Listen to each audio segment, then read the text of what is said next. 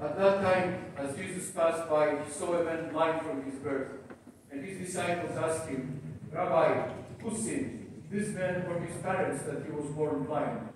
Jesus answered, it was not that this man sinned or his parents, but that the works of God might be made manifest in him. We must work the works of him who sent me while it is day. Night comes when no one can work. As long as I am in the world, I am the light of the world. As he said this, he spat on the ground and made clay of the spittle, and anointed the man's eyes with the clay, saying to him, Go wash in the pool of Siloam, which means sent. So he went and washed and came back seeing. The neighbors and those who had seen him before as a beggar said, Is not this the man who used to sit and beg? Some said, It is he. Others said, No, but he is like him. He said, I am the man. They said to him, Then how were your eyes opened? He answered, The man called Jesus made clay and anointed my eyes and said to me, Go to Siloam and wash. So I went and washed and received my sight. They said to him, Where is he? He said, I do not know. They brought to the Pharisees the man who had formerly been blind. Now it was the Sabbath day when Jesus made the clay and opened his eyes. The Pharisees again asked him how he had received his sight. And he said to them, You put clay on my eyes, and I washed, and I see. Some of the Pharisees said, This man is not from God, for he does not keep the Sabbath. But others said, How can a man who is a sinner do such signs? There was a division among them. So they again said to the blind man, What do you say about him, since he has opened your eyes? He said, He is a prophet. The Jews did not believe that he had been blind and had received his sight, until they called the parents of the man who had received his sight and asked them, Is this your son, who you say was born blind? How then does he now see? His parents answered, We know that this is our son, and that he was born blind.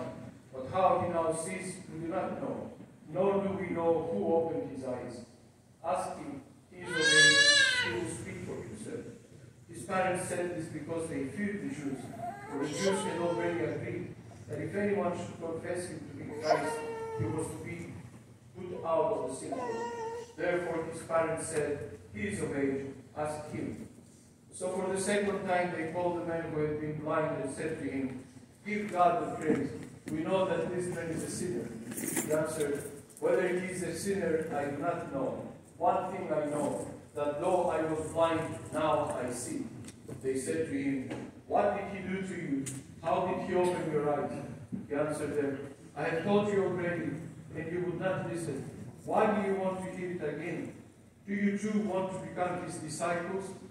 And they reviled him, saying, You are his disciple, but we are disciples of Moses. We know that God has spoken to Moses, but as for this man, we do not know where he comes from. The man answered, Why? This is a marvel. You do not know where he comes from, and yet he opened my eyes. We know that God does not listen to sinners, but if anyone is a worshipper of God and does his will, God listens to him. Never since the world began has it been heard that anyone opened the eyes of a man born blind. If this man were not from God, he could do nothing. They answered him, You were born in utter sin, and would you teach us? And they cast him out. Jesus heard that they had cast him out, and having found him, he said, Do you believe in the Son of Man? He answered, And who is he, sir, that I may believe in him? Jesus said to him, You have seen him, and it is he who speaks to you. He said, Lord, I believe. And he worshipped him. Mox, I'm singing.